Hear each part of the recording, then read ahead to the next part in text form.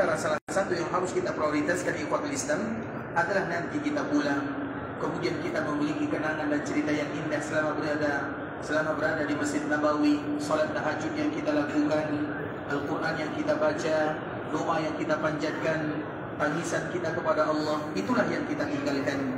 Dan itu semualah yang akan membuat kita semakin beriman dan bertakwa kepada Allah Subhanahu wa taala.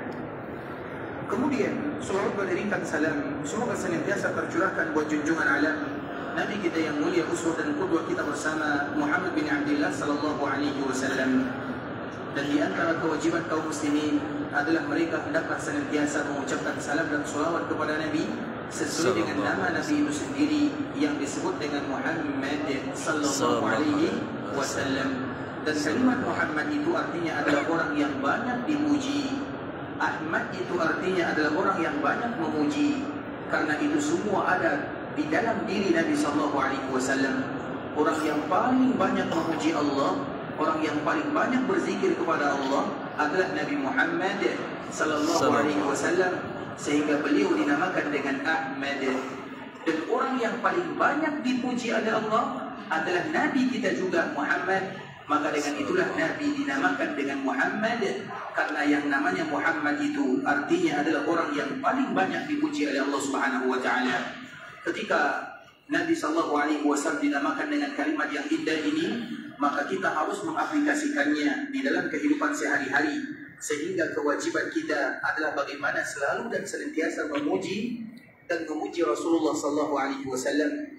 Dan di antara bentuk pujian kita kepada Rasulullah sallallahu alaihi wasallam adalah dengan memperbanyak mengucapkan salam dan selawat kepada Nabi kita Muhammad bin Abdullah sallallahu alaihi wasallam.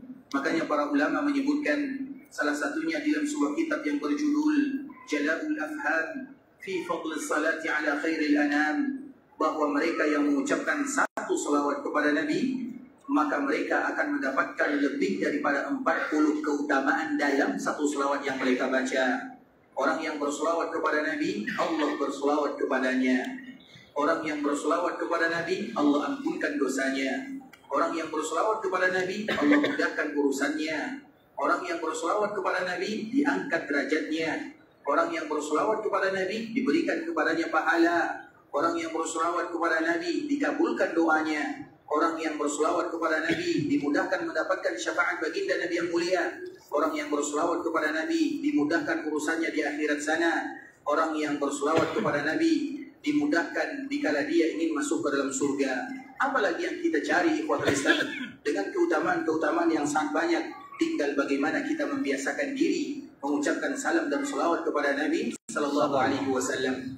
Maka carilah, lakukanlah sesuatu yang bisa mengingatkan kita untuk senantiasa mengucapkan salam dan selawat kepada Nabi.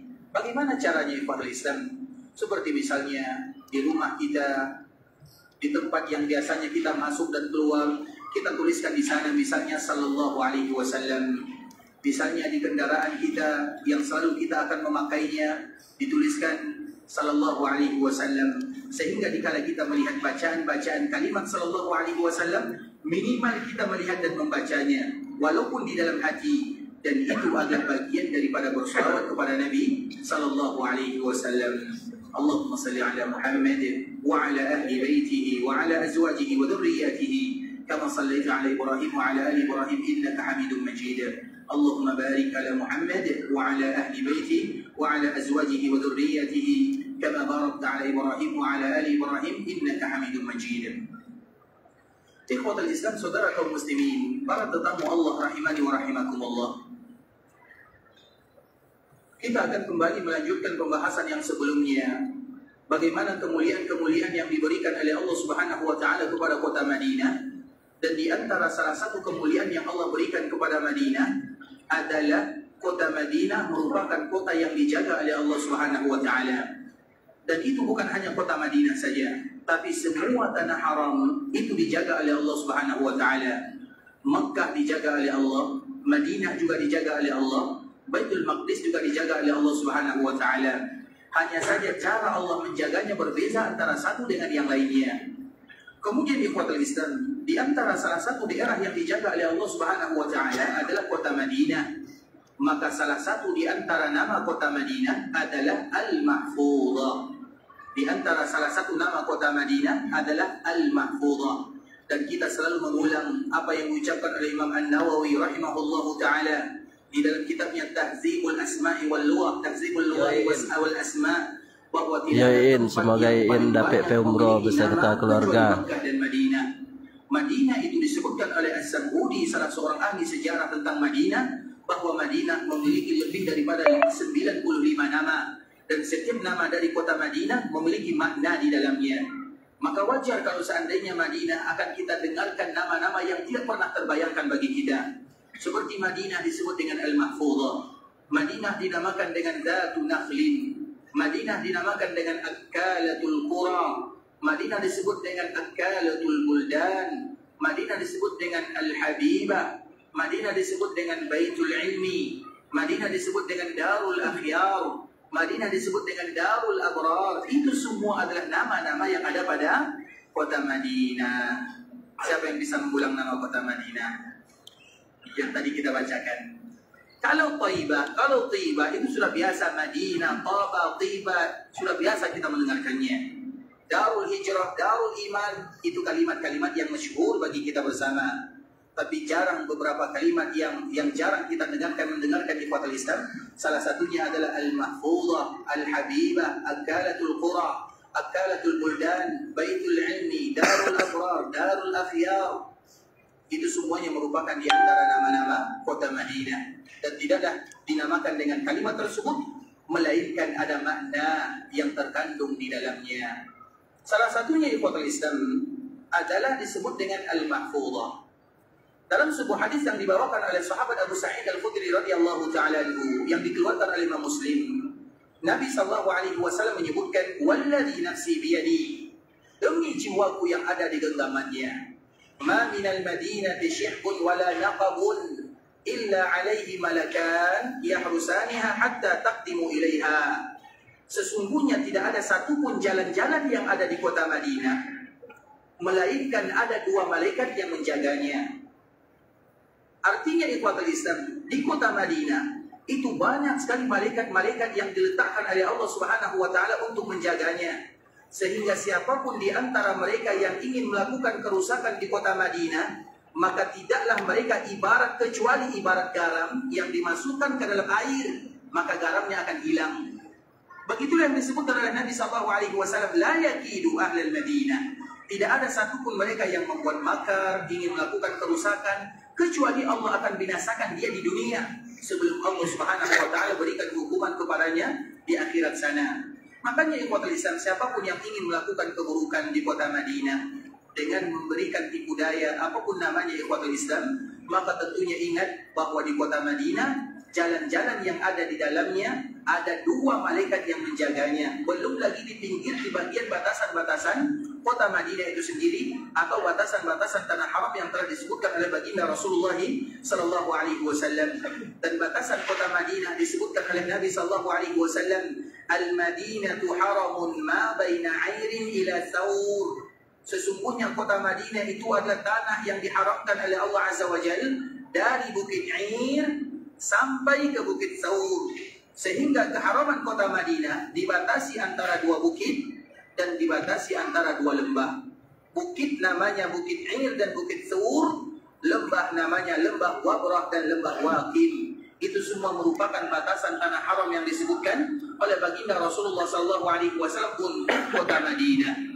Sedangkan tanah haram yang disebutkan oleh para ulama untuk kota Makkah Al-Mukarramah adalah Tan'im, Hudaybiyah, Ji'rana, dan Masjid Namirah. Itu merupakan di antara batasan-batasan tanah haram yang ada di Makkah Al-Mukarramah. Sedangkan batasan tanah haram yang ada di Madinah antara Lembah Wabrah dan Lembah Waqim, kemudian antara Bukit 'Air dengan Bukit Thawr. Semuanya adalah daerah yang dijaga oleh Allah Azza wa Jalla, dan di antara salah satu yang menjaganya adalah malaikat-malaikat yang diperintahkan oleh Allah Subhanahu wa taala. Kemudian ikhwatul Islam, kemarin kita telah menyebutkan bahwa Allah Subhanahu wa taala mengutus 3 orang malaikat. Yang pertama malaikat yang menjaga Ka'bah Al-Musyarrafah. Kemudian malaikat ini berseru setiap harinya. Siapa yang masih ingat apa yang diucapkan oleh malaikat penjaga Ka'bah kemarin? Ustaz. Ayo silakan.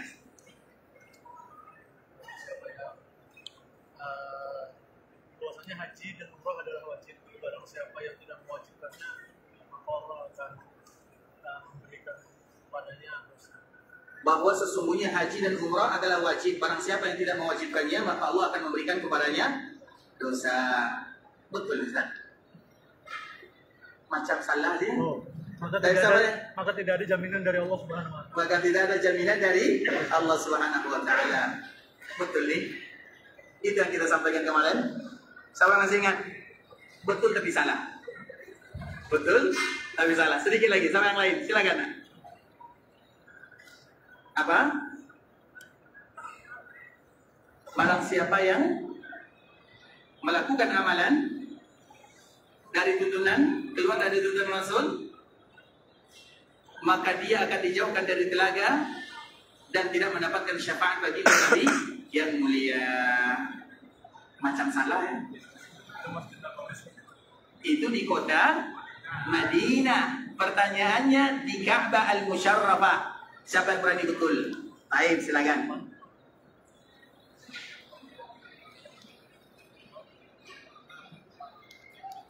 Masya Allah, jawabannya sama dengan ini. Nah, berarti sama-sama betul tapi salah. Baik, yang lain. Baik, silakan.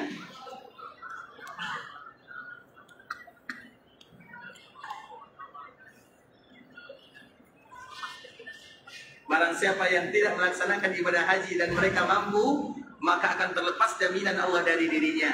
Masih sama dengan yang pertama dan yang kedua. Masya Allah. Baik.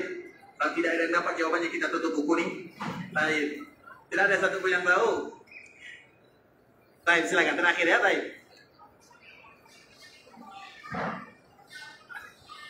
Barang siapa yang mohon maaf, mungkin diangkat lagi sedikit suaranya atau tidak maju sedikit, mohon maaf ya. Barakallahu fiik. Allah yahfadzak. Baik.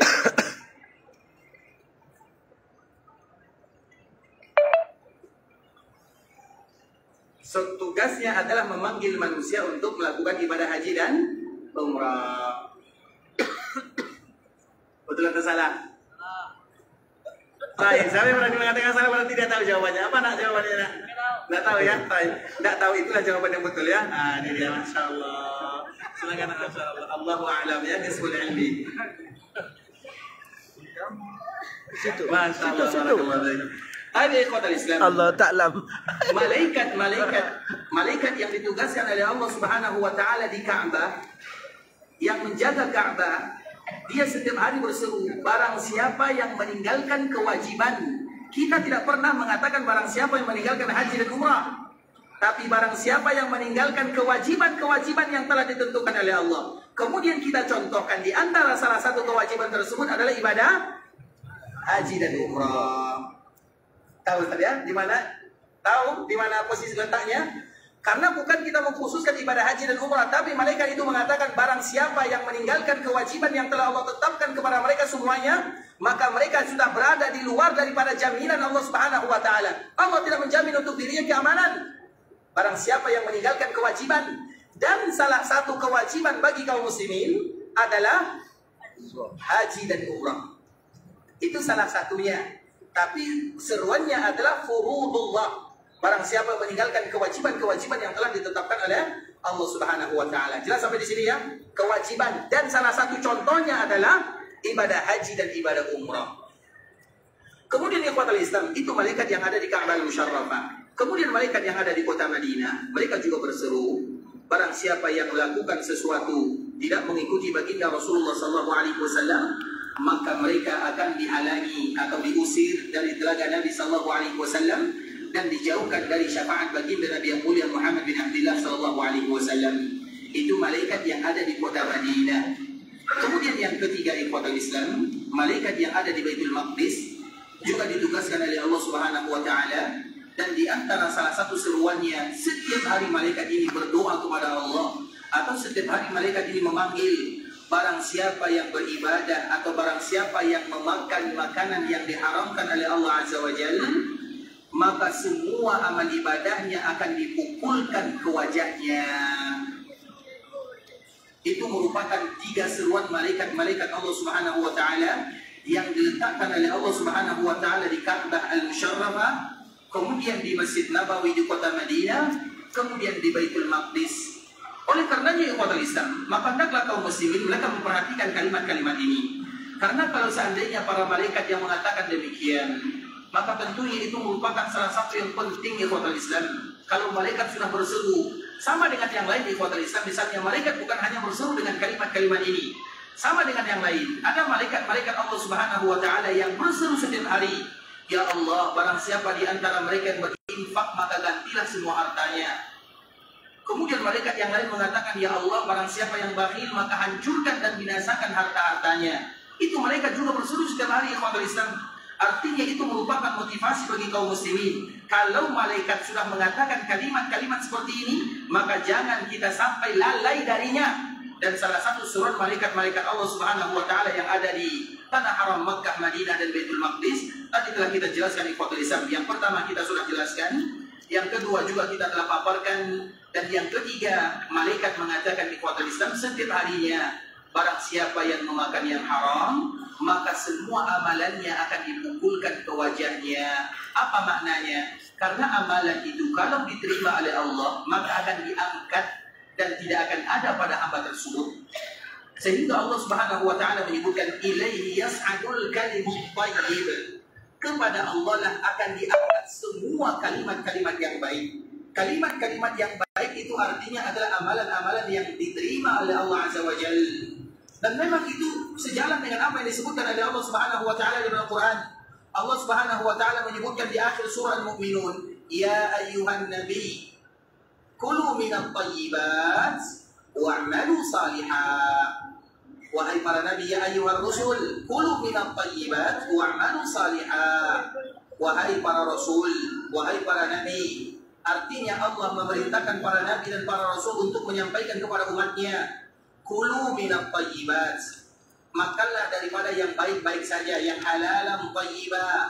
Kemudian apa yang terjadi? Wa'malu salihah, kemudian lakukan amalan-amalan saleh. Dari sini para ulama menyebutkan ikhwatul Islam, kenapa digandengkan kalimat ini? Kenapa harus disamakan? Karena orang yang memakan yang baik-baik, maka mereka akan mudah beribadah kepada Allah. Dan kebalikannya, barang siapa yang memakan harta yang haram akan sulit beribadah kepada Allah Subhanahu wa taala. Maka di antara salah satu doa yang tidak ditinggalkan oleh Nabi sallallahu alaihi wasallam, setiap kali Nabi sallallahu alaihi wasallam selesai melaksanakan ibadah salat, Allahumma inni as'aluka ilman nafi'a wa rizqan thayyiban. Kelanjutannya, wa amalan mutaqabbala. Coba kita lihat bagaimana digandengkan di dalam hadis Nabi sallallahu alaihi wasallam. Allahumma inni as'aluka ilman nafi'a wa rizqan thayyiba. Ya Allah, berikan kepadaku ilmu yang bermanfaat, artinya ilmu yang akan bisa mendekatkan diriku kepadamu. Kemudian wa rizqan thayyiba, rezeki yang thayyib. Kemudian apa sambungannya? Wa amalan mutaqabbala, dan amalan-amalan yang diterima. Digandengkan oleh Nabi sallallahu alaihi wasallam antara rezeki yang halal dengan amalan yang baik. Karena memang itu merupakan seruan malaikat Allah Subhanahu wa taala yang ada di Baitul Maqdis sana. Ya Allah, siapapun mereka yang memakan yang haram, maka mereka akan dipukulkan amalan-amalannya ke wajahnya. Artinya tidak diterima oleh Allah Subhanahu wa taala. Dan itu mencakup semuanya ikhwatul Islam. Makanya selalu kita mengisahkan tentang masalah Ka'bah Musyarrafah. Ka'bah ini ikhwatul Islam, ada yang menyebutkan dibangun oleh Nabi Adam alaihissalam. Ada pula yang menyebutkan dibangun oleh malaikat-malaikat Allah Subhanahu wa taala. Terlepas daripada perbezaan tersebut, siapa di antara kita yang tahu orang yang pertama kali melakukan renovasi untuk Ka'bah Musyarrafah? Siapa? Siapa jawabannya? Siapa yang tahu? Siapa yang jawab ke tangan? Ini. Siapa nak? Siapa nak? Nabi Ibrahim sama Nabi Ismail. Ismail, Masya Allah. Masya Allah. Saya salah ya. Barakallah. Ya. Masya Allah. Bilang sama abinya jawabannya salah ya. Ayo, siapa yang pertama kali membangun Ka'bah atau merenovasi Ka'bah? Siapa yang tahu? Yang pertama, Nabi Adam membangunnya. Nabi Adam yang membangunnya. Yang merenovasinya pertama kali adalah Nabi Syis. Yang pertama kali merenovasinya adalah Nabi Syis. Tahu kita Nabi Syis? Nah. Siapa dia? Tidak tahu. Anak cucu Adam alaihissalam. Makanya ada nabi setelah Nabi Adam alaihissalam namanya Nabi Syith, dan dialah yang pertama kali melakukan renovasi untuk Ka'bah al-Musharrafah. Artinya tidak mungkin Ka'bah itu direnovasi kecuali setelah bangunan Ka'bah itu ada. Maka dari sinilah Allah Subhanahu wa taala menyebutkan inna awwala baitin wudi'a lin-nasi alladzi bi Makkah. Sesungguhnya rumah yang pertama kali diletakkan, Allah mengatakan kalimat wudi'a. Kalimat wudi'a itu ikhwatul Islam adalah kalimat majhul. Kalimat majhul itu adalah kalimat fasih. Kalimat fasih itu adalah kalimat yang biasanya berawalankan di. Kalimat berawalankan dengan di itu biasanya tidak diketahui siapa pelakunya. Makanya Allah Subhanahu wa taala menyebutkan sesungguhnya rumah yang pertama kali diletakkan, siapa yang meletakkan? Maka wajar kalau sekiranya para ulama mereka berbeza di sana. Ada yang menyebutkan Nabi Adam, ada yang menyebutkan malaikat Allah Azza wa Jalla, dan perbezaan antara dua orang ini. Artinya ikhwatul Islam, kalau seandainya dibangun di zaman Nabi Ibrahim alaihissalam, karena Ka'bah itu di antara salah satu namanya adalah kiblat. Di antara salah satu nama adalah kiblat. Nama Ka'bah itu namanya kiblat karena memang semua para nabi kiblatnya ke Ka'bah al-Musharrafah. Nabi Adam di mana kiblatnya? Ka'bah al-Musharrafah. Kemudian Nabi Sis di mana kiblatnya? Ka'bah al-Musharrafah. Semua para nabi kecuali nabi-nabi yang diberikan ujian oleh Allah Subhanahu wa taala. Dan itu pun untuk melihat kepatuhan dan ketundukan hambanya. Karena kiblat itu diserahkan kepada Allah Azza wa Jalla. Allah perintahkan kiblat ke sana, kita menghadap ke sana. Allah perintahkan kiblat ke Baitul Maqdis untuk memuliakannya. Karena memang Baitul Maqdis itu adalah rumah yang kedua dijadikan tempat beribadah. Jarak pembangunannya 40 tahun sahaja. Antara Ka'bah al-Musharrafah dengan Baitul Maqdis itu hanya 40 tahun sahaja pembangunannya. Sehingga ikhwatul Islam yang pertama kali melakukan renovasi untuk Ka'bah al-Musharrafah adalah Nabi Syith. Kemudian ikhwatul Islam berlanjutlah. Hanya saja Allah Subhanahu wa taala tidak terlalu banyak menceritakannya. Yang paling banyak diceritakan oleh Allah Subhanahu wa taala di dalam Al-Qur'an yang melakukan renovasi Ka'bah adalah Nabi Ibrahim. Kemudian yang paling banyak diceritakan dalam sejarah yang melakukan renovasi Ka'bah adalah Nabi Muhammad SAW, dan di zamannya itu yang masyhur, tapi bukan berarti mereka yang pertama. Bisa dipahami ya? Sehingga ikhwatul Islam yang pertama kali melakukan renovasi adalah Nabi Syith. Sedangkan Nabi Ibrahim itu kembali mengulangnya, dan jarak Nabi Adam dengan Nabi Ibrahim berapa tahun lamanya? Berapa tahun? Ada yang tahu? Saya juga tidak tahu. Nanti kita cari sama-sama ya. Artinya ikhwatul Islam, karena di zaman Nabi Ibrahim Ka'bah itu sudah hilang bangunannya, tapi pondasinya masih ada. Makanya Allah mengatakan wa idz yarfa'u Ibrahimul qawa'id. Apa arti qawa'id? Kalau kita bikin rumah, biasanya apa yang pertama kali dibuat? Pondasi. Pondasi itu bahasa Arabnya adalah qawa'id. Wa idz yarfa'u Ibrahimul qawa'id, artinya kaedahnya sudah ada. Tinggal membangunnya sahaja.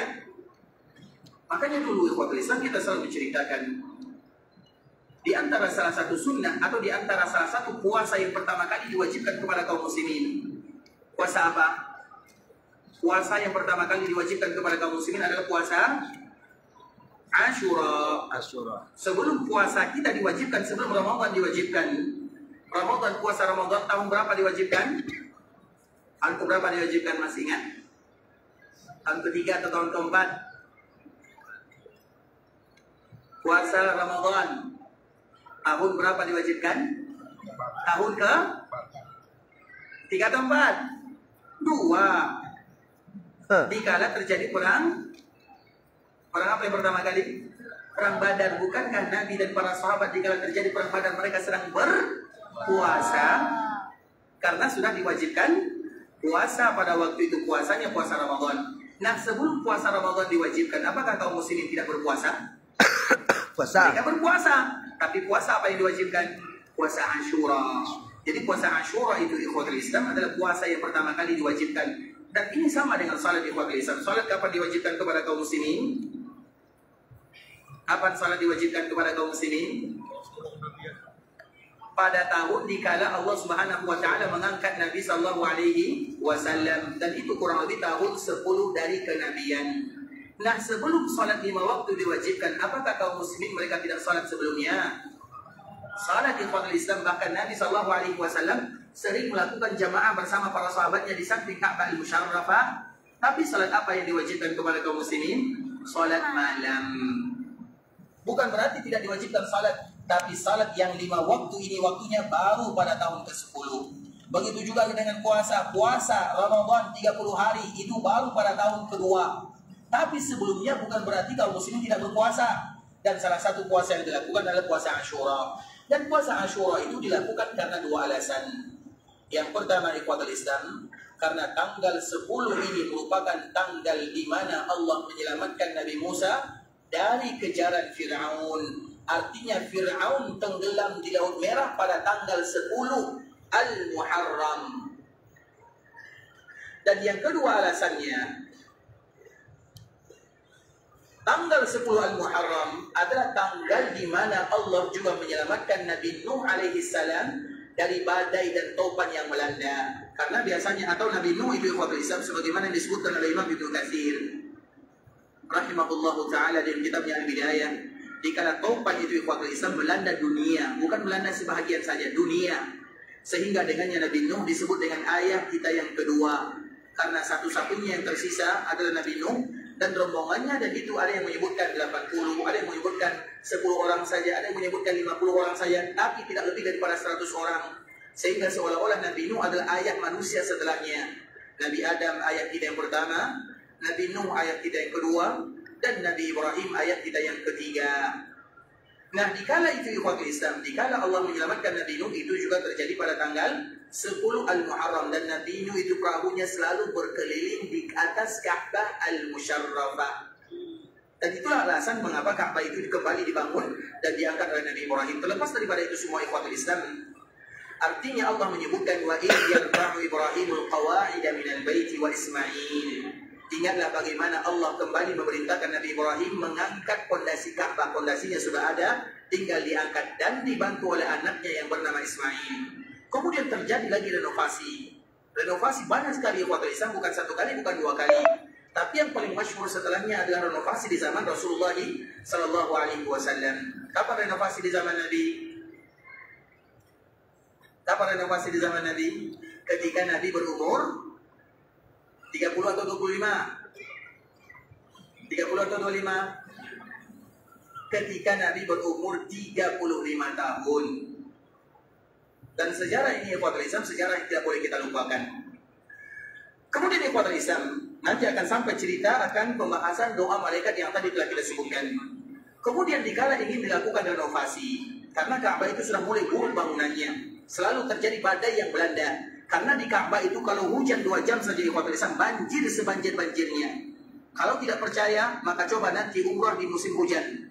Kapan musim hujannya? Hujannya kami tidak tahu. Karena itu berpindah antara satu musim ke musim yang lainnya.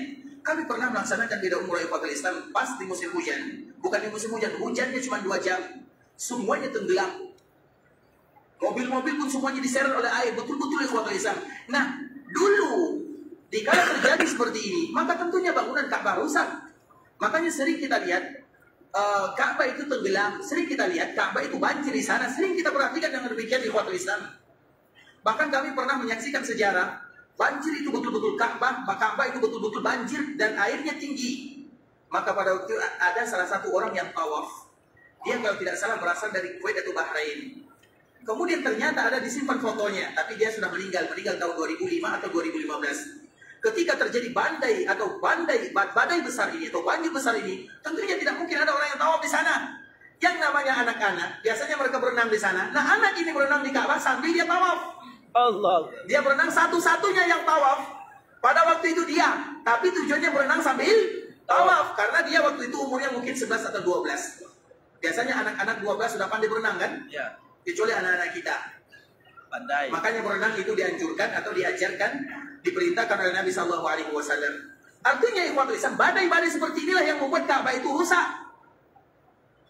Kemudian dikala Nabi berumur 35 tahun, maka orang-orang Quraisy mereka sepakat bagaimana kiranya kalau kita membangun Ka'bah atau menghancurkan Ka'bah. Karena Ka'bah tidak dilakukan renovasi kecuali harus dihancurkan dulu. Ketika mereka mengatakan yang demikian, tidak ada satupun yang berani. Bagaimana kita akan menghancurkan Ka'bah Al-Musyarrafah? Tidakkah kita ingat Amul Fil? Sehingga mereka takut. Tidak ada satupun yang berani menghancurkan Ka'bah Al-Musharrafah. Dan tidak mungkin dilakukan renovasi kecuali Ka'bah terlebih dahulu dihancurkan bangunannya. Kemudian mereka tidak mau. Kenapa? Karena mereka takut nanti kalau mereka menghancurkan Ka'bah, terjadi lagi sejarah yang baru 35 tahun yang silam, yang terkenal dengan Amul Fil. Dikala Allah menghancurkan semua Abraha dan bala tentaranya. Karena mereka ingin menghancurkan Ka'bah. Sehingga mereka tidak mau. Kemudian tiba-tiba datanglah orang yang paling senior di sana, dan dia tidak lain tidak bukan adalah ayahnya Khalid. Siapa nama ayah Khalid? Al-Walid bin Mughirah. Al-Walid ini ikhwatul Islam adalah ayahnya Khalid bin Al-Walid, dan dia adalah orang yang paling senior, dia orang yang paling kaya, dan dia yang paling banyak keturunannya. Dan itulah yang menyebabkan dia tidak mau ikut kepada Nabi SAW. Ketika Nabi menjadi Nabi dan menjadi Rasul, maka Al-Walid ini memanggil Nabi SAW sambil mengatakan, mengapa kamu yang harus menjadi Nabi? Bukankah yang paling senior, yang paling tua adalah aku? Bukankah yang paling kaya adalah aku? Bukankah yang paling banyak keturunan adalah aku? Karena Al-Walid ini mengira kalau Nabi itu sama dengan kerajaan, yang paling tua dia menjadi, atau sama dengan yang lainnya. Padahal Nabi itu merupakan pilihan dari Allah Subhanahu wa Ta'ala. Dan itulah alasannya mengapa dia tidak ikut kepada Rasulullah SAW. Dan Allah Subhanahu wa Ta'ala turunkan ayat khusus untuk dirinya, sehingga Khalid setiap kali membaca ayat ini dia menangis, karena ayat ini bercerita tentang ayahnya. Tapi Al-Walid ini ikhwatul Islam adalah seorang yang bijaksana. Ketika orang-orang Makkah ingin menghancurkan Ka'bah atau ingin merenovasi Ka'bah, kemudian tidak ada satupun di antara mereka yang mau menghancurkan Ka'bah. Mereka takut semuanya. Kemudian Al-Walid bertanya kepada orang-orang Quraisy, apa yang ingin kalian lakukan? Maka orang-orang Quraisy mereka menjawab, kami ingin merenovasi Ka'bah. Kemudian apa kata Al-Walid? Aturidun al-islah am isa'ah? Kalian itu ingin melakukan kebaikan atau keburukan? Maka semua mengatakan kami ingin melakukan kebaikan. Apa jawaban Al-Walid? Allah tidak akan pernah membinasakan orang-orang yang melakukan kebaikan. Bukankah kalimat Al-Walid ini adalah kalimat yang sangat indah dan diabadikan oleh Allah di dalam Al-Quran? Allah tidak akan pernah merugikan orang-orang yang melakukan kebaikan. Kalimatnya bagus sekali. Kemudian dikala dia mengatakan kalimat ini, ikhwatul Islam, orang-orang masih belum percaya. Tidak ada yang satupun yang berani maju untuk menghancurkan Ka'bah Al-Musharrafah. Maka tiba-tiba di saat itulah Al-Walid mengambil Al-Mi'wal. Al-Mi'wal itu alat yang dijadikan untuk memukul. Apa bahasa kitanya? Bukan palu yang besar itu. Namanya mi'wal. Apapun terserah bahasanya. Yang penting namanya mi'wal. Dan mi'wal ini ikhwatul Islam diambil oleh Al-Walid, kemudian dipukulkan ke Ka'bah, menghancurkan bebatuannya, dindingnya. Kemudian orang-orang Quraisy mereka hanya melihatnya. Dijadikan Al-Walid ini sebagai bahan percobaan. Jadi Al-Walid sebagai bahan percobaan. Apa makna bahan percobaan? Kalau dia selamat, berarti kita lakukan sebagaimana yang dia lakukan. Kalau dia binasa, cukuplah dia sendiri yang binasa. Jadi Al-Walid sebagai bahan percobaan. Karena dia mengatakan Allah tidak akan pernah membinasakan orang-orang yang melakukan kebaikan. Kata Al-Walid. Kemudian ikhwatul Islam, dikala Al-Walid ini menghancurkan sebahagian dinding Ka'bah Al-Musharrafah, maka dia pun tidur istirahat di rumahnya. Orang-orang selalu mengelilinginya. Dilihat bagaimana keadaan Walid, apakah masih hidup atau sudah mampus. Itu anggapan orang-orang Quraisy. Karena siapa yang tidak takut ikhwatul Islam? Kejadiannya baru 35 tahun. Bagaimana Allah mengutus burung yang menghancurkan semua mereka yang menginginkan untuk menghancurkan Ka'bah Al-Musharrafah. Wajar kalau mereka takut. Kemudian ikhwatul Islam, keesokan harinya Al-Walid keluar sebagaimana biasanya. Mereka pun melihat ternyata tidak ada apa-apanya pada Al-Walid. Dia sehat, dia selamat. Maka di saat itulah mereka baru menyadari ternyata Al-Walid ini berhasil. Artinya Allah tidak akan pernah menghukum orang-orang yang menghancurkan Ka'bah untuk merenovasinya. Maka di saat itulah mereka berbondong-bondong untuk menghancurkan Ka'bah Al-Musharrafah. Itulah sejarahnya ikhwatul Islam. Dan itu Nabi SAW juga ikut. Jadi penghancuran Ka'bah Al-Musharrafah itu tidak 1 hari 2 hari lama waktunya. Dan Nabi SAW juga ikut melakukannya. Kemudian ikhwatul Islam, ketika mereka kembali membangunnya, maka disitulah orang-orang Quraisy, salah satunya pembesar Quraisy, kami lupa namanya, mereka mengatakan, wahai orang-orang Quraisy, siapapun di antara kalian yang ikut membangun Ka'bah Al-Musharrafah, maka jauhkan harta-harta yang haram. Tidak ada yang ikut serta membangun Ka'bah al-Musyarrafah dari harta sogoknya, dari perjudiannya, dari perzinahannya, dari rasuahnya, dari kezalimannya. Diumumkan kalimat ini. Dan kita tahu masa itu disebut dengan masa jahiliyah. Anak saja dikubur hidup-hidup, maka disebut dengan masa jahiliyah. Dan kalau menikah itu ikhwatul Islam, orang menikah, satu perempuan itu bebas didatangi oleh siapa saja. Kalau seandainya nanti wanita ini hamil dan melahirkan anak, maka semua laki-laki yang pernah mendatanginya dipanggil. Kemudian dilihat siapa yang mirip, silakan menjadi anaknya. Coba bayangkan, jahiliyah disebut dengan jahiliyah. Agar kita tahu kenapa disebut dengan zaman jahiliyah. Betul-betul berada di tingkat yang terbawa dalam masalah akhlak, minim akhlak. Belum lagi masalah yang lain.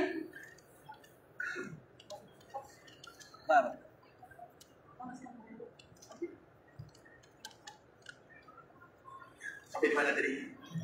Jahiliyah. Tapi ikhwatul Islam, makanya disebut dengan jahiliyah.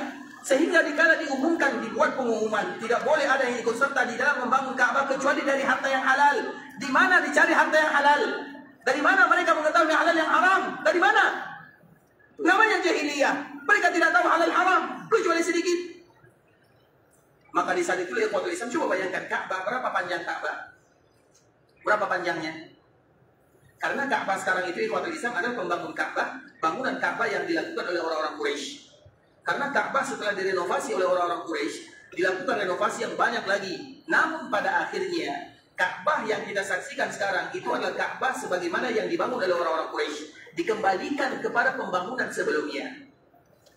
Karena setelah itu banyak lagi dilakukan renovasi Ka'bah al-Musyarrafah. Sampai pada akhirnya adalah Hajjaj bin Yusuf. Karena Hajjaj bin Yusuf itu ikhwatul Islam, dikala dia datang ke kota Makkah al-Mukarramah, dia membawa manjaniq. Kita tahu manjaniq? Manjaniq itu kalau bahasa kitanya ketapel yang besar, yang ada bolanya, kemudian dilemparkan ke Ka'bah al-Musyarrafah. Otomatis Ka'bah itu hancur. Manjaniq, kita tahu manjaniq? Manjaniq itu seperti dulu Nabi Ibrahim dikala dilemparkan ke dalam api yang paling besar. Tidak ada orang yang berani mendekatinya. Tidak mungkin Ibrahim dimasukkan begitu saja, kecuali dengan manjaniq, dengan ketapel besar lah kalau bahasa kitanya.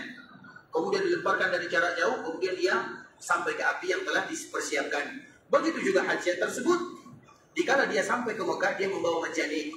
Kemudian dipukulnya orang-orang Mekah dengan manjaniq tersebut, maka tentunya Ka'bah hancur di sana. Maka dilakukan lagi renovasi Ka'bah di zamannya, berputar sampai di zaman Imam Malik.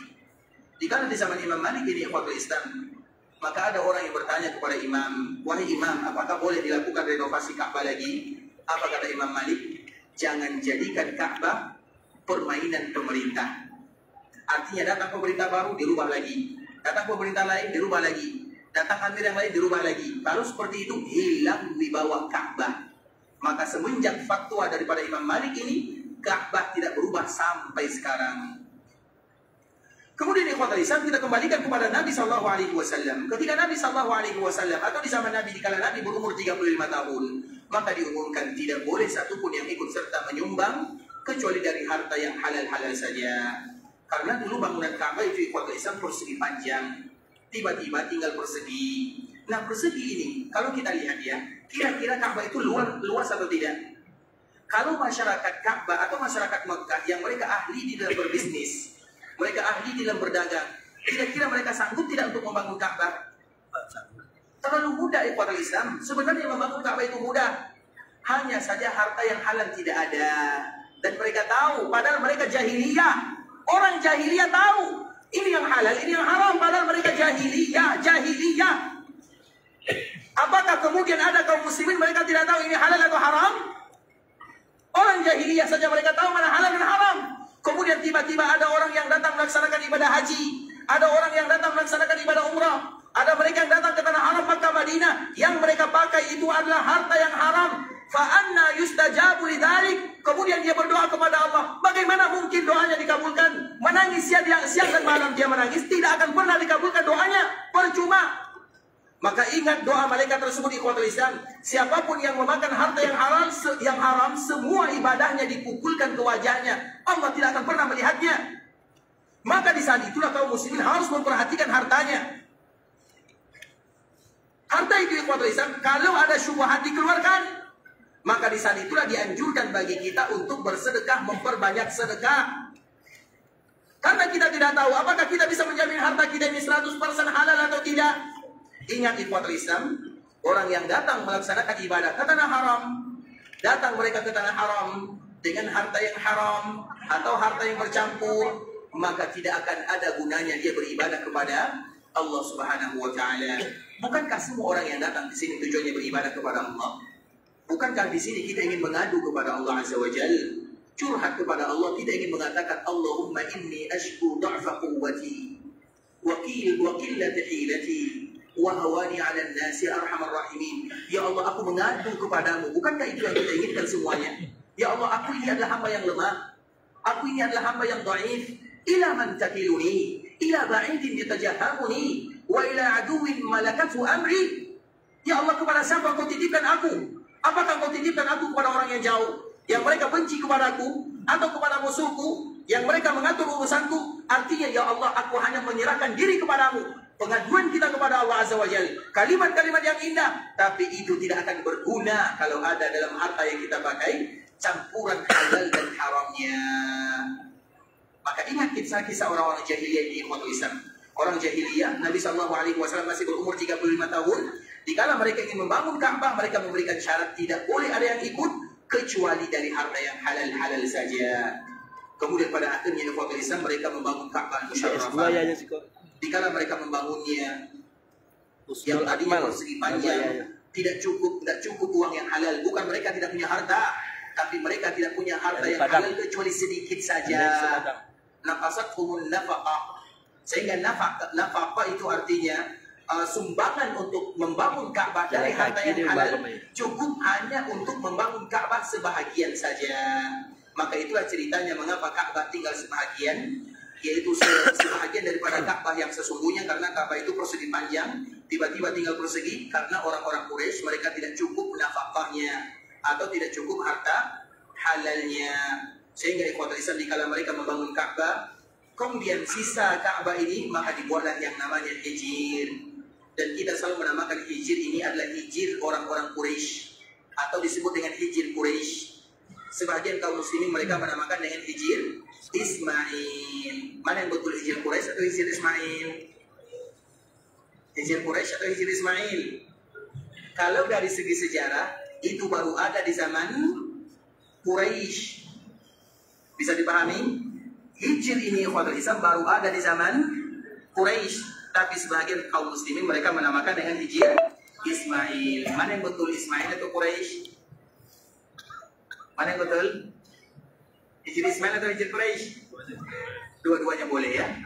Tapi kalau kami pribadi lebih condong kepada hijir Quraisy, karena itu berada di zaman Quraisy dan itu memang dibuat oleh orang-orang Quraisy, dan itu adalah hikmah dari Allah Subhanahu wa taala. Kalau tidak ada hijir ini, maka tentunya kemungkinan kita selama-lamanya tidak pernah beribadah di dalam Ka'bah Al-Musyarrafah. Kalau mengharapkan masuk ke dalam Ka'bah yang ada sekarang ikhwatul Islam, kira-kira ada harapan atau tidak? Masuk ke dalam Ka'bah ada harapan atau tidak? Yang ada tempatnya ada ya, tapi sedikit kemungkinan. Sehingga dengan adanya hijir itu adalah Ka'bah Al-Musyarrafah, dan kita bisa tidak masuk ke dalam hijir ini? Bisa sekali. Dan itu adalah bagian daripada Ka'bah. Sehingga itu merupakan hikmahnya ikhwatul Islam. Kalau seandainya hijir tidak ada, maka sampai bila kita akan, atau kapanpun kita tidak akan bisa masuk ke dalam Ka'bah Al-Musyarrafah kecuali orang-orang tertentu sahaja. Sehingga nanti kalau kita berada di hijir, biasanya di hijir ini apa yang kita lakukan? Kalau kita berada di dalamnya, salat, kita salat menghadap mana? Ka'bah. Itu Ka'bah. Kiblat. Itu kiblat. Kita sholat menghadap mana saja, menghadap ke sana, ke sana, ke sana, ke sana, silakan. Karena di Ka'bah itu ikhwatul Islam bebas kita sholat di menuju ke mana saja. Bisa dipahami? Tapi tentunya untuk mengatur, mempermudahkan kaum muslimin agar mereka bersaf dan rapi, maka mereka diarahkan ke arah dinding Ka'bah. Karena itu juga disebut dengan Ka'bah Al-Musyarrafah. Karena tidak mungkin yang masuk ke dalam hijir yang satu ke selatan, yang satu ke utara, yang satu ke timur, yang satu ke barat. Tapi secara hukum asal boleh, tidak menjadi masalah. Karena kalau kita berada di dalam Ka'bah, Ka'bah itu namanya kiblat, maka ke arah manapun wajah kita bebas. Terlepas daripada itu semua ikhwatul Islam, sehingga dikala orang-orang Quraisy mereka tidak bisa membangunnya, maka pada akhirnya mereka hanya membangun separuh saja. Kemudian terkenallah di sana cerita Nabi Shallallahu Alaihi Wasallam mengangkat yang namanya Al-Hajar Al-Abiyad, atau yang lebih kita kenal dengan Al-Hajar Al-Aswad. Dan Hajar Aswad itu ikhwatul Islam dulunya adalah sebuah batu yang sangat besar, bukan kecil sebagaimana yang kita saksikan sekarang. Hajar Aswad itu adalah batu yang berasal dari surga, yang warnanya lebih putih daripada salju, kemudian diturunkan ke bumi, kemudian berada di Ka'bah Al-Musyarrafah, dan pada akhirnya nanti akan dikembalikan oleh Allah ke tempat asalnya. Dia berasal dari surga, dikembalikan ke surga. Dikala Hajar Aswad berada di dalam surga, maka dia akan punya mata dan punya telinga, dan dia akan mengatakan kepada Allah serta menjadi saksi, ya Allah, fulan allan, dia menciumku, dia menyentuhku, dia memegangku. Artinya mereka yang memegang dan menciumnya, maka Hajar Aswad yang akan bersaksi di hadapan Allah Subhanahu wa Ta'ala. Itu merupakan di antara tiket seorang hamba menuju surga Allah Subhanahu wa Ta'ala, dan semoga Allah mudahkan kita masuk ke dalam surga. Artinya ikhwatul Islam, makanya wajar kalau seandainya kaum muslimin mereka berlomba-lomba untuk mencium atau memegang Hajar Aswad. Makanya kita dianjurkan ikhwatul Islam, selama kita tidak mengganggu orang lain, selama kita tidak menzalimi orang lain, maka carilah kesempatan untuk bisa mencium Hajar Aswad. Tapi pastikan yang dicium Hajar Aswad ya, bukan kepala kawan. Baik ikhwatul Islam, karena sama-sama licin kan. Makanya di saat itulah jangan kita menzalimi saudara kita kaum muslimin. Artinya jangan sikut-sikutan. Karena mencium Hajar Aswad itu rukun atau wajib? Rukun atau wajib? Sunnah saja. Kalau tidak menzalimi saudara, apa hukumnya? Wajib kita melakukan atau wajib kita tidak menzalimi orang lain. Kalau seandainya harus menzalimi, maka tinggalkanlah. Sehingga Nabi SAW berpesan kepada Umar bin Khattab, ya Umar, engkau adalah laki-laki yang kuat, fala tuzahimin nas. Wahai Umar, engkau laki-laki yang kuat, janganlah engkau berebutan dengan manusia. Kalau seandainya engkau melihat Hajar Aswad itu tidak ada orang atau sedikit orangnya, silakan dicium. Tapi kalau seandainya engkau melihat banyak orang di sana, maka jangan engkau mendekati. Kenapa Nabi berpesan kepada Umar demikian? Karena nanti kalau Umar yang ada di sana, sudah pasti orang lain tersingkirkan karena kekuatan Umar bin Khattab radhiyallahu ta'ala anhu. Maka orang-orang yang kuat tidak usah cium Hajar Aswad ya. Nah, gimana? Tidak. Seperti itu atau tidak? Tidak. Sama dengan Umar. Orang yang kuat tidak boleh mencium Hajar Aswad. Betul atau salah? Salah. Tidak boleh mencium Hajar Aswad kalau mereka menzalimi. Boleh mereka mencium Hajar Aswad kalau mereka tidak menzalimi. Kaedahnya zalim atau tidak menyakiti kaum muslimin yang lainnya. Artinya ikhwatul Islam, kita kembalikan lagi kepada cerita yang tadi, yaitu masalah halal dan haram. Masalah halal dan haram itu ikhwatul Islam, malaikat yang ada di Baitul Maqdis senantiasa berseru kepada Allah, ya Allah, siapapun yang memakan harta yang haram, maka pukulkanlah amalan-amalan yang dia lakukan ke wajahnya. Sehingga dari sini dapat kita ambil kesimpulan di ikhwatul Islam bahwa daerah yang diharamkan oleh Allah, Makkah, Madinah, dan juga Baitul Maqdis, akan selalu dijaga oleh Allah Subhanahu wa Ta'ala, dan ada malaikat-malaikat yang akan selalu menjaganya. Iya, mungkin sekarang kita melihat Baitul Maqdis, mungkin ada yang ada yang ingin menguasainya, tapi ketahuilah ikhwatul Islam, agar kaum muslimin mereka memperhatikannya, karena itu disebut dengan Ardul Mahsyar wal Mansyar. Daerah ini ikhwatul Islam disebut dengan Ardul Mahsyar wal Mansyar. Sebagaimana dalam hadis Nabi sallallahu alaihi wasallam, sehingga mahsyar itu ada dua. Yang pertama mahsyar yang ada di dunia, dan yang kedua mahsyar yang ada di akhirat sana. Mahsyar yang ada di dunia di dekat Baitul Maqdis, karena nanti di akhir zaman semua manusia akan berkumpul di sana. Tidak ada seorang pun, bahkan kalau merangkak, maka mereka akan merangkak dari kampung halamannya, akan pergi ke sana, maka disebut dengan mahsyar. Dan mahsyar yang pertama di dunia adalah daerah yang ada di Baitul Maqdis, dan semoga Allah menjaga saudara-saudara kita yang ada di sana. Sedangkan mahsyar yang kedua adalah mahsyar yang ada di akhirat sana. Ikhwatul Islam, saudara kaum muslimin, para tetamu Allah rahimani wa rahimakumullah. Sampai di sini pembahasan yang bisa kami jelaskan. Yang benar dari Allah Subhanahu wa Ta'ala, yang salah dari diri kami pribadi, karena kurangnya ilmu kami, karena kebodohan, dan karena kejahilan kami mohon dimaafkan kalau ada kata-kata yang salah, kalimat-kalimat yang kurang tepat, bahasa-bahasa yang kurang bagus, penyampaian yang kurang berkenan, maka